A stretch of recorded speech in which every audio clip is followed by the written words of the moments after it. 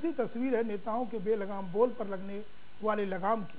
Madhya Pradesh BJP ने अब उन नेताओं की जुबान पर लगाम कसने के लिए मोदी और शाह के फार्मूले पर काम करना शुरू कर दिया है। बीजेपी विवादित बोल बोलने वाले नेताओं को नोटिस देकर बाहर का रास्ता दिखाने की जुगत में है। वहीं तीसरी तस्वीर है एजेंडे के इम्पैक्ट की।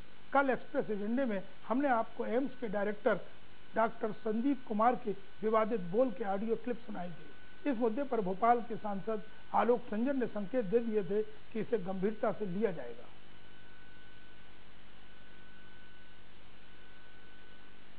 रमन कैबिनेट का पहला विस्तार कल 11 बजे होगा। मंत्रिमंडल में शामिल होने वाले 3 मंत्रियों के नाम तय हो गए हैं, लेकिन गोपनीयता की वजह से उनके नाम अभी सार्वजनिक नहीं किए गए। हमारे सूत्र बताते हैं कि जिन विधायकों को मंत्री पद की शपथ दिलाई जा सकती है, उनमें आदिवासी कोटे से बीजापुर विधायक महेश गांगड़ा के अलावा कोरिया विधायक भैयालाल राजवाड़े और अनुसूचित कोटे से नवागढ़ के विधायक दयालाल बघेल को मंत्री बनाया जाएगा। मतलब साफ है कि मंत्रिमंडल विस्तार में जातिगत समीकरण के अलावा क्षेत्रीय समीकरणों का भी खास ध्यान रखा जाएगा।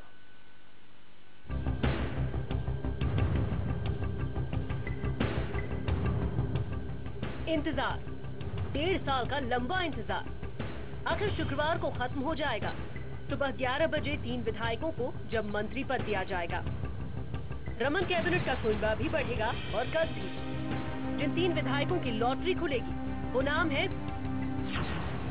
बीजापुर से विधायक महेश गागड़ा, नवागढ़ विधायक दयालदास बघेल और कोरिया विधायक भैयालाल रजवाड़े। कुनबे में शुमार होने के लिए 3 नाम फाइनल होने थे, मगर दावेदार 13 थे।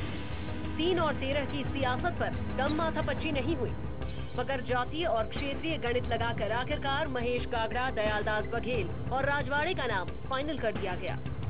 अगर बात करें इनके राजनीतिक समीकरणों की, तो महेश गागड़ा जो बस्तर संभाग के बीजापुर से विधायक है, बस्तर संभाग से एक और मंत्री केदार कश्यप है, बस्तर से एक और प्रतिनिधित्व की जरूरत पड़ी। वरिष्ठ नेताओं की पैरवी के बाद गागड़ा फिर बैठे।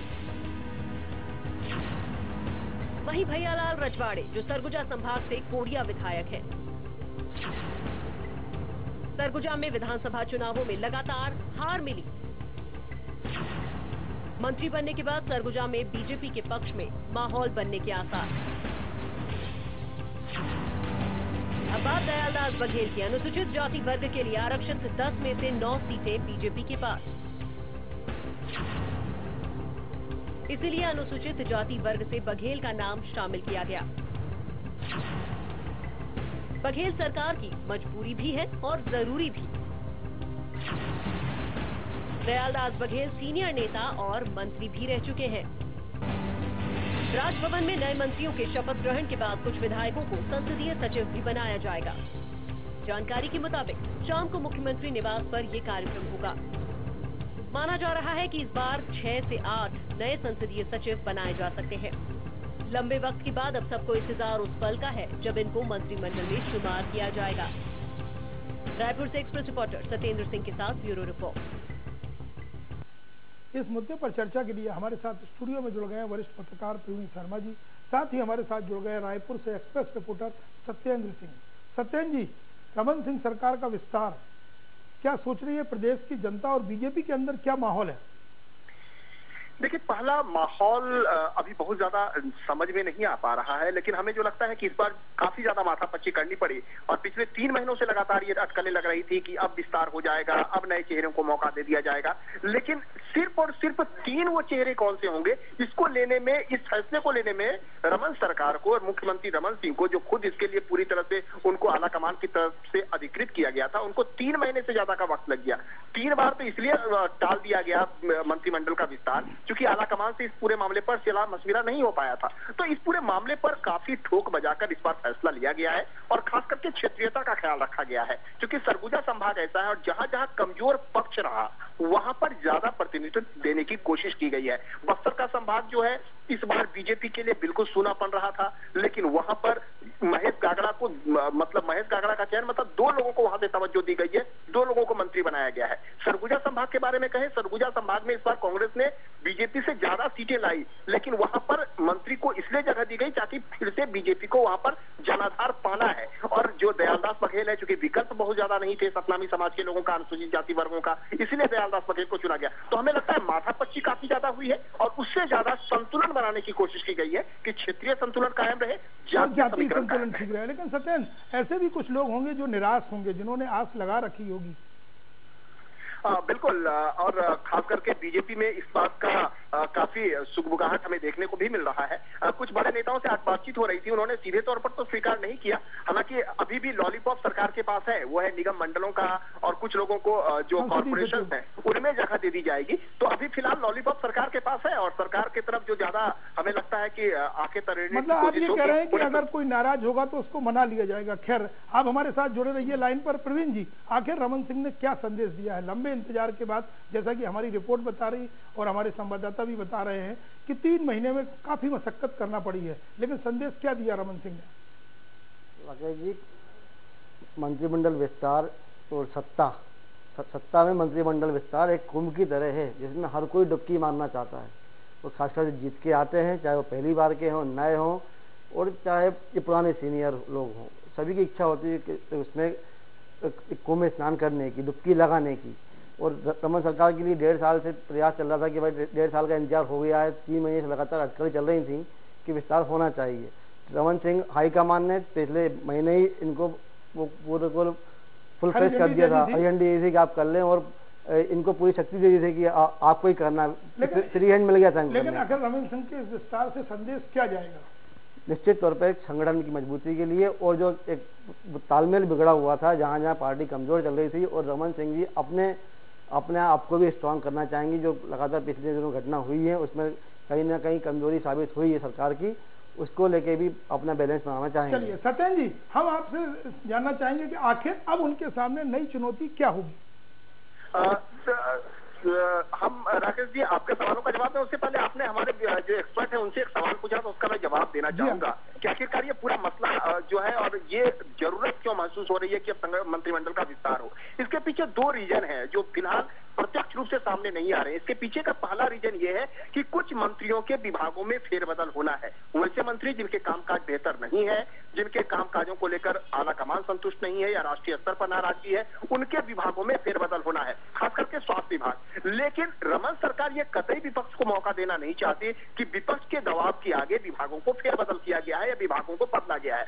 इसलिए इस बार मंत्रिमंडल की आड़ में कई सारे लोगों के कामकाजों में बदलाव होगा, कुछ नए लोगों को जिम्मेदारी दी जाएगी और मुख्यमंत्री रमन सिंह के पास खुद कई सारे ऐसे विभाग हैं जिसको वो लगातार दे रहे हैं। खेल एवं युवा कल्याण उनके पास है, जिनका कोई मतलब नहीं है मुख्यमंत्री के पास रहने का। इसके अलावा वन विभाग मुख्यमंत्री के पास है। ये ऐसे विभाग हैं जो ठीक से ढंग से न तो चल पा रहे हैं क्योंकि मुख्यमंत्री के पास खुद का अपना काम काफी ज्यादा होता है और मुख्यमंत्री के पास इतने सारे विभाग की वजह से उन विभागों में ठीक ढंग से मॉनिटरिंग नहीं हो पाती है। तो कार्य का समुचित एक जो है वो विस्तार हो, कई सारे लोगों को जिम्मेदारी बांट दी जाए, ये एक सीधाता है। लेकिन हमें लगता है इसके पीछे रमन सिंह का एक सीधा सा मकसद है कि वो कई सारे मंत्रियों के कामकाजों में बंटवारा चाहते हैं, कई सारे कामकाजों में बदलाव चाहते हैं, इसलिए मंत्रिमंडल का विस्तार किया जा रहा है और मंत्रिमंडल के विस्तार की आड़ में कई सारे। फिर मेरा वही सवाल है सत्येंद्र जी, अब चुनौती क्या होगी? उनको फ्री हैंड मिला है अमित शाह मोदी की तरफ से, निश्चित तौर पर वो अपने हित साध रहे हैं, संतुलन बना रहे हैं, लेकिन संदेश क्या जा रहा है और चुनौती क्या होगी उनके सामने? संदेश तो सीधा तौर पर यह जा रहा है कि जरूरतें थी इसलिए बदलाव किया जा रहा है, इसलिए विस्तार किया जा रहा है। लेकिन चुनौतीपूर्ण आपके दूसरे सवाल से जुड़ा हुआ है। आपने जो पहली बात पूछा था कि ये जो संदेश है ये चुनौती ज्यादा इसलिए है कि कई सारे असंतुष्ट हैं। बीजेपी यहाँ पर सरकार में है, कई सारे लंबे समय से सरकार में है, कई सारे लोग टकटकी लगाए हैं कि उन्हें मंत्री बनने का मौका मिलेगा, निगम मंडलों में उन्हें मौका मिल दिया जाएगा। चलिए हम बहुत बहुत शुक्रिया करेंगे, आप अपनी नजर रखिएगा कि आखिर मंत्रिमंडल विस्तार के बाद संगठन में और भाजपा में क्या उठपटक होती है। खैर, देर आए दुरुस्त आए। रमन सिंह जो मोदी के प्रधानमंत्री बनने के बाद अपने मंत्रिमंडल का विस्तार करने जा रहे हैं, इसी के साथ उन अटकलों पर विराम लग गया जो रमन सिंह के दिल्ली भेजे जाने की आड़ में खुद को उनके उत्तराधिकारी के तौर पर सबसे आगे खड़ा देख रहे थे। अब रमन सिंह के सामने नई चुनौती छत्तीसगढ़ के विकास को मूर्त रूप देना, जिसमें नक्सली समस्या भी शामिल है। कुल मिलाकर रमन सिंह के लिए राहत और सुकून भरी खबर है, जिन्होंने साबित कर दिया है कि उन्हें फिलहाल राष्ट्रीय नेतृत्व का वरद हस्त प्राप्त है। वक्त हो चला है एक छोटे से ब्रेक का, और ब्रेक के बाद लौटेंगे तो दिखाएंगे बेलगाम बोल पर लगेगी लगाम।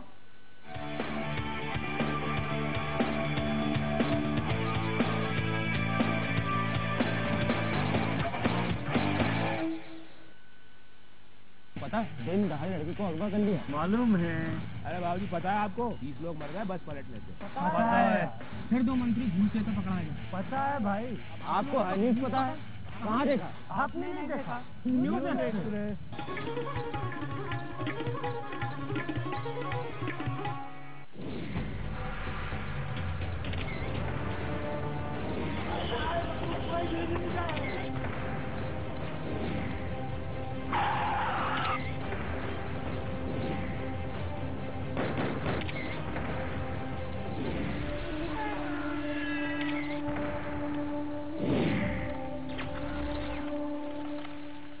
जब भी देखे नई खबर नए अंदाज में, न्यूज एक्सप्रेस मध्य प्रदेश छत्तीसगढ़।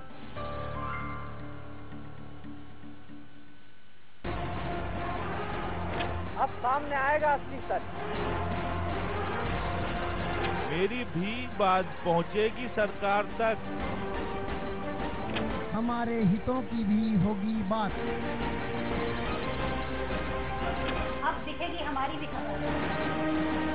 अब हमारे फ्यूचर की भी होगी बात।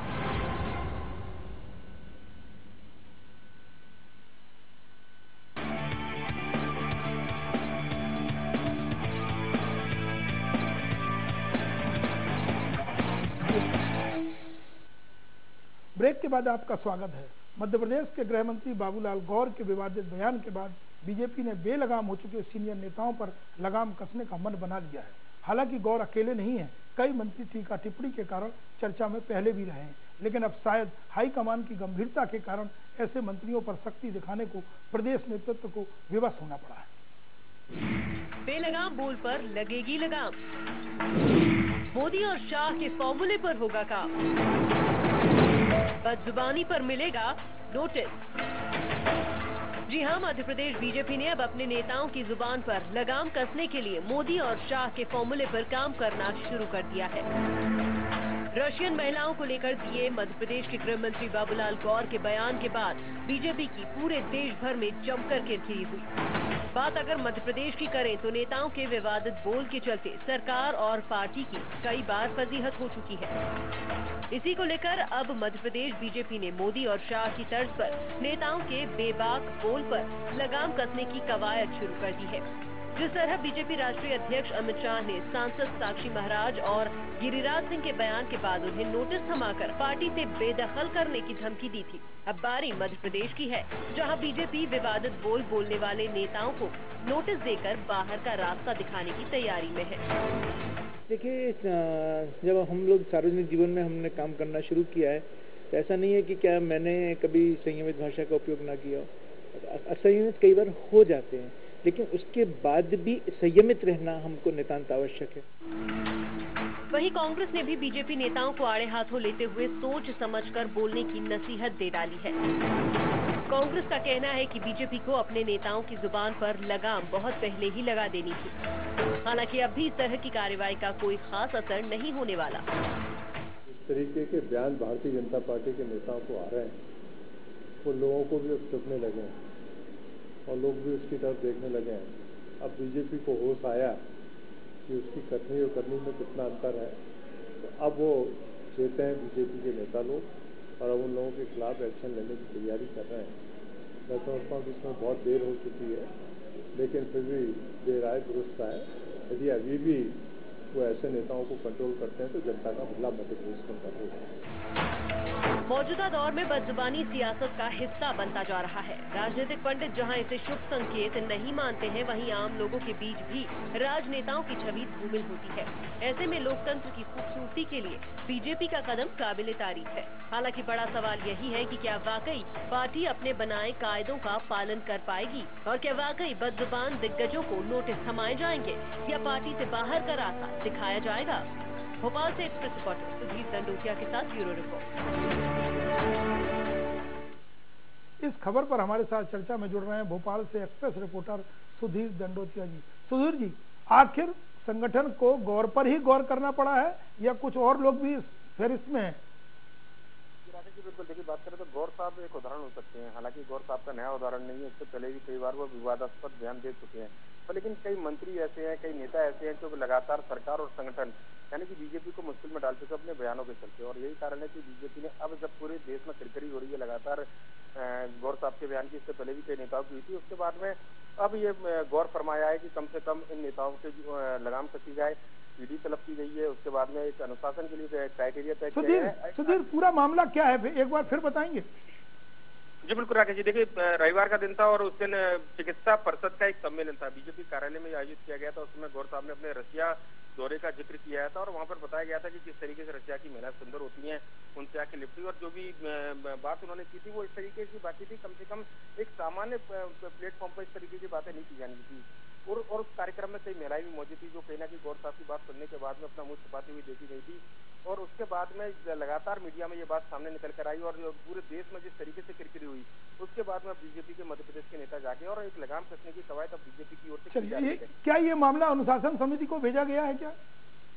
ये देखिए, अनुशासन समिति को मामला नहीं भेजा गया है क्योंकि गौर साहब सीनियर लीडर है, ऐसे में प्रदेश अध्यक्ष ने कुछ संज्ञान लिया है। इसके अलावा आरएसएस की ओर से ये बात सामने निकल कर आई कि पूरी सीडी जो है कार्यक्रम की वो तलब की गई है कि किस तरीके का बयान गौर साहब ने दिया था और दूसरे नेताओं ने पिछली बार। प्रदेश अध्यक्ष की कोई टिप्पणी सामने मिली है पूरे मामले में? बिल्कुल, नंद कुमार चौहान ने 2 दिन पहले कहा था कि गौर साहब ने जिस तरीके से बयान दिया वो वाकई शर्मनाक बयान है और उस बयान की वो तलब करेंगे, वो कहीं ना कहीं जांच करेंगे। चलिए सुधीर जी, मैं आपको रोकना चाहूंगा। प्रवीण जी, नंद कुमार सिंह कह रहे हैं कि गौर साहब का बयान शर्मिंदा करने वाला है, लेकिन लिखा पढ़ी में कुछ नहीं है, अनुशासन समिति को मामला नहीं भेजा जा रहा है। तो गौर साहब जैसे अनुभवी नेता को क्या ये बोलना चाहिए, और यदि बोला है तो क्या संगठन में इतनी ताकत है कि वो उनको हिदायत दे?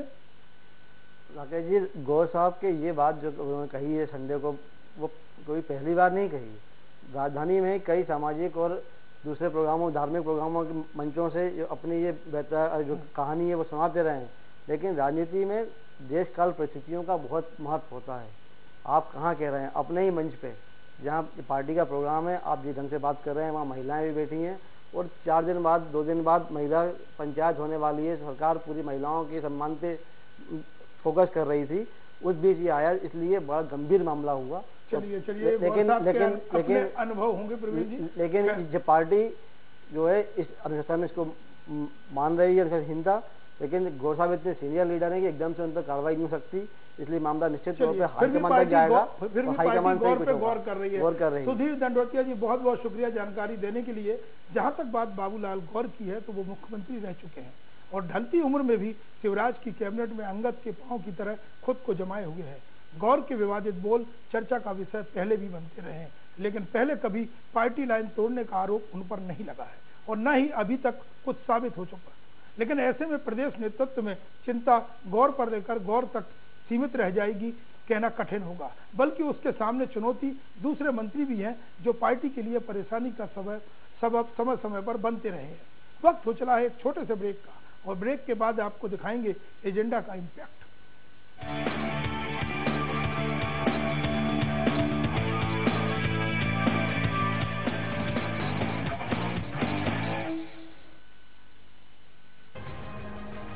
शहर से लेकर गांव तक, किले की प्राचीर से महल के गुंबदों तक, आपको रखे सबसे आगे, सबसे तेज।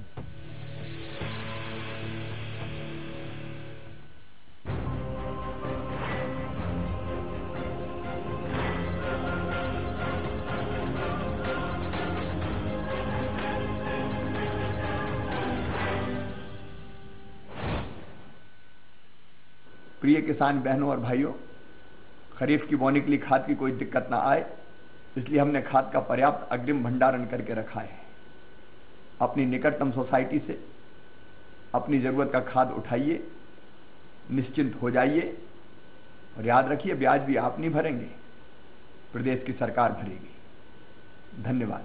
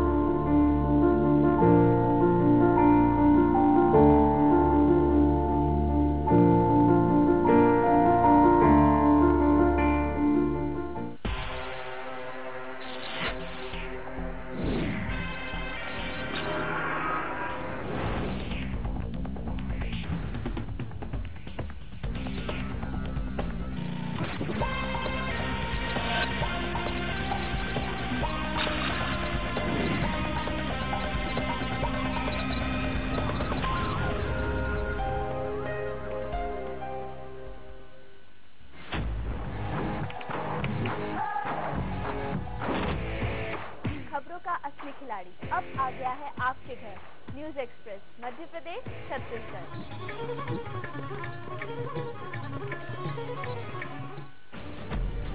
इस वक्त की बड़ी खबर मिल रही है। नक्सल डोमिनेटेड एरिया जो पॉलिटिकल मांग रहे हैं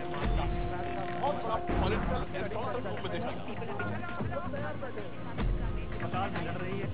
पुलिस को नरेंद्र मोदी को प्रधानमंत्री पद का उम्मीदवार।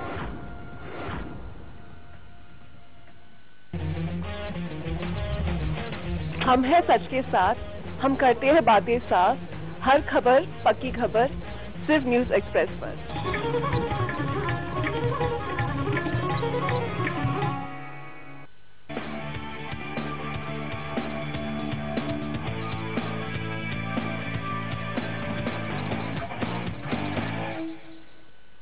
ब्रेक के बाद एक बार फिर आपका स्वागत है। आखिरकार एम्स के डायरेक्टर डॉक्टर संदीप कुमार को जाना पड़ा, चाहे फिर वजह कुछ भी रही हो, लेकिन जिस तरह उनके विवादित बोल के ऑडियो क्लिप न्यूज एक्सप्रेस पर सुनाई और दिखाई दिए गए, उसके बाद ये संदेश चला गया था कि डॉक्टर संदीप ने कई नेताओं ही नहीं अधिकारियों की नाराजगी मोल ले ली है, जिसमें उनकी टिप्पणी पर बवाल मचना तय था। एक रिपोर्ट डॉक्टर संदीप की नजर में सम्मानजनक ही सही, लेकिन विवादित विदाई की। संदीप कुमार इन दिनों एक नई मुश्किल में फंस गए हैं। डॉक्टर संदीप कुमार एक कथित ऑडियो टेप को लेकर विवादों में घिर गए हैं। निश्चित रूप से इस टेप में यदि उन्होंने कोई ऐसी बात कही है तो उसकी जांच होनी ही चाहिए। अधिकारियों और नौकरशाहों के बीच आरोप प्रत्यारोप नए नहीं है। असर हुआ है न्यूज एक्सप्रेस की खबर का, असर हुआ है एम्स के डायरेक्टर डॉक्टर संदीप कुमार के बेबाक भद्दे बोल पर, जिन्होंने मिनिस्ट्री की मुखालफत की थी, भद्दे और अश्लील शब्दों का इस्तेमाल किया था। बात निकली तो दूर तक जा पहुंची और नतीजा संदीप कुमार के इस्तीफे को कबूल कर लिया गया। हम फिर आपको एक बार एम्स डायरेक्टर का वो कथित ऑडियो सुनाते हैं, जिसमें वो मिनिस्ट्री को जमकर कोस रहे हैं। सर हरामी है आईएएस, ये देश का भी आईएएस की वजह से है, तो मंत्रियों को हरामी बना। वी आर नॉट, हम लोग प्रोफेशनल लोग हैं। आप प्रोफेशनल आदमी हैं, आप फंस रहे हैं आईएएस के चक्कर में। आप हरामी आदमी नहीं है, मैं हरामी आदमी नहीं हूं। आप आईएएस अफसरों को कोस रहे हैं, सिस्टम को कोस रहे हैं और खुद को ऐसे पाक साफ बता रहे हैं जैसे दूध के धुले हों। एम्स के घपलों और घोटालों में संदीप कुमार का नाम आया तो जैसे बौखला गए संदीप, अनाप शनाप बकने लगे। किस्मत खराब ना कहें तो और क्या कहें। ये ऑडियो क्लिप भी लीक हो गई। भोपाल सांसद आलोक संजर ने सुना, गुरुवार को बैठक बुला ली गई और आखिरकार उन्हें जाना ही पड़ा। जानकारी मिली कि एम्स डायरेक्टर को उनका इस्तीफा मंजूर कर लिया गया है और कल भी कोई एक सीडी जो थी, वो ऑडियो सीडी वो जो है कल वायरल हुई थी, और कल भी आपके चैनल के माध्यम से मुझे इसकी जानकारी मिली थी। मेरा ऐसा मानना है कि अटल जी का एक सपना था और मध्य प्रदेश के जो हमारे रहवासी हैं, भोपाल क्योंकि केंद्र में होने के नाते बहुत सारे मरीजों को इसका लाभ मिलना चाहिए था, लेकिन एम्स जैसा पहले होना चाहिए था, जो एक टाइम बॉन्ड किया था, लेकिन वो सब अधिकारियों के झगड़ों के कारण और अव्यवस्थाओं के कारण वो उस स्थान पर नहीं पहुंच सका। मेरा मानना है कि इस्तीफे और लोगों का आना जाना तो चलता है, लेकिन जो भी आए वो अच्छे मन से काम करे और जाने के बाद भी उसको याद किया जा सके, ऐसा काम हमको करना चाहिए। यही मैं आपके माध्यम से बताना चाहता हूँ। इस मुद्दे पर हमारे साथ चर्चा के लिए मौजूद हैं आलोक संजर और एक्सप्रेस रिपोर्टर अजय शर्मा जी। आलोक जी, सबसे पहले हम आपके पास आना चाहेंगे, आखिर वजह क्या है? विवादित बोल या अंदर की कहानी कुछ और है?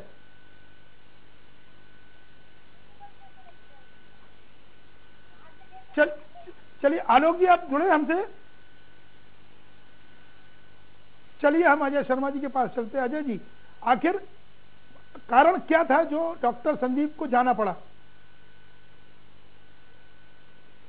एम्स के जो पूर्व डायरेक्टर रहे हैं, जिनको अब हटा दिया गया है, डॉक्टर संदीप कुमार, भले ही इनको लेकर हटाने को लेकर कई सारे ग्राउंड सामने आ रहा है। खासतौर पे जो बड़ा ग्राउंड सामने आ रहा है वो पिछले दिनों सीबीआई की टीम ने एम्स में हुए नियुक्तियों के फर्जीवाड़े की जांच को लेकर सामने आ रहा है, जिसमें पिछले 10 दिनों पहले सीबीआई की टीम एम्स पहुंचती है और वहां से डॉक्टर संदीप कुमार के दफ्तर से कई सारी फाइलों को उठाया जाता है और दिल्ली में एम्स के डायरेक्टर, जो पूर्व डायरेक्टर रहे हैं संदीप कुमार, उनसे बात की जाती है, लेकिन वो पूरे मामले में पूछताछ से इनकार कर देते हैं। ऑडियो क्लिप सुनाई गई थी न्यूज एक्सप्रेस पर, उसकी कितनी बड़ी भूमिका है?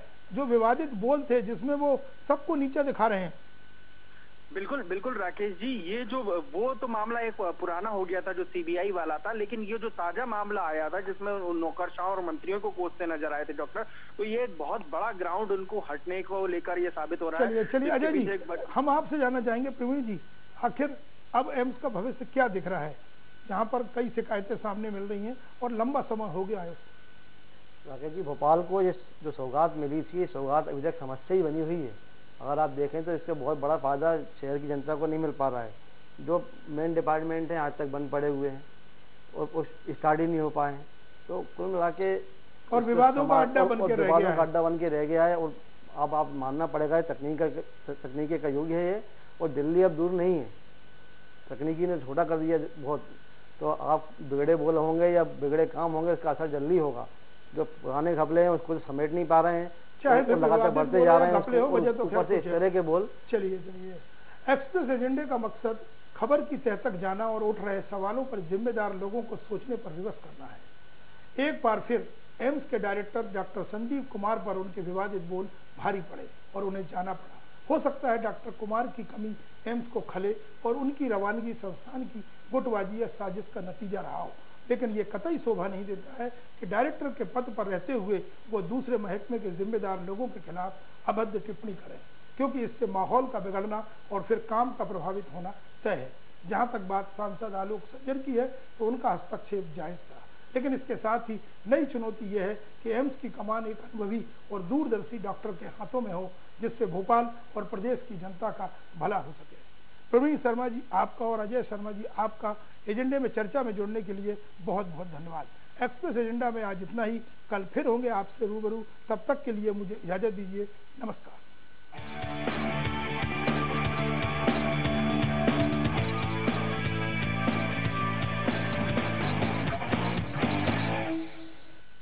प्रिय किसान बहनों और भाइयों, खरीफ की बोनी के लिए खाद की कोई दिक्कत ना आए, इसलिए हमने खाद का पर्याप्त अग्रिम भंडारण करके रखा है। अपनी निकटतम सोसाइटी से अपनी जरूरत का खाद उठाइए, निश्चिंत हो जाइए और याद रखिए ब्याज भी आप नहीं भरेंगे, प्रदेश की सरकार भरेगी। धन्यवाद।